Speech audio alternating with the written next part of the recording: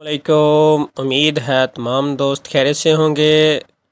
تمام دوستوں سے گزارش ہے کہ آج کا ٹاپک سٹارٹ کرنے سے پہلے ہمارے چینل احساس کفالت انفو کو سبسکرائب کر لیجئے اور ساتھ ہی لگے بیل آئکن کو بھی پریس کر لیجئے تاکہ ہر آنے والی نیو خبر آپ تک بر وقت پہنچتی رہے۔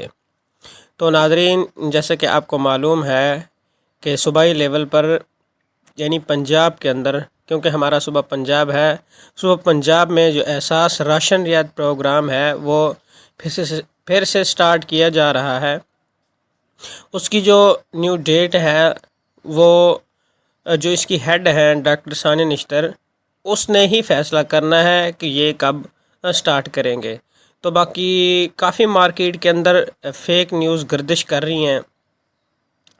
کچھ تو لوگوں نے وہ اس کا کوڈ بھی جاری کر دیا ہے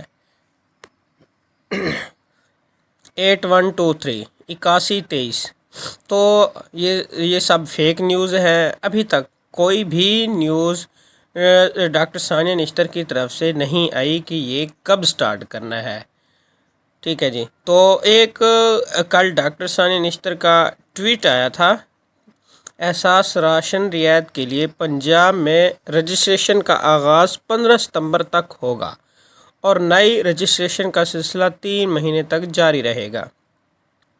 پنجاب میں احساس راشن رعایت پروگرام کے تحت نئے گھرانوں اور کریانہ دکانداروں کی رجسٹریشن کا آغاز 15 ستمبر تک کیا جائے گا۔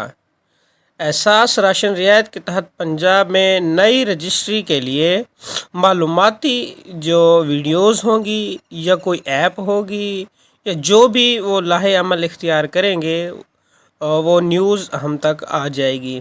لیکن کافی ہم ملاحظہ کر رہے ہیں، دیکھ رہے ہیں کہ کافی لوگ بھی 8123 پہ SMS کر رہے ہیں اور ان کو واقعی ہی جواب واپس آ جاتا ہے۔ اگر آپ سیم CNEC کے سیم نمبر پہ اپنا ID کارڈ نمبر سینڈ کریں گے نا تو آپ کو جواب واقعی ہی آ جائے گا، حالانکہ یہ ہرگز بھی نہیں ہے۔ یہ جو پہلے متعارف کروایا تھا یہ وہی ہے۔ تو اب جو ہے 15 ستمبر تک یہ لاگو کیا جائے گا اور پتہ نہیں وہ کیا طریقہ کار اس کا اختیار کرتے ہیں۔ تو معذرت کے ساتھ سب دوست پہلے اس کی ریسرچ کیا کریں، پھر اس کے بعد جو ہے آپ نے کام کرنا ہوتا ہے۔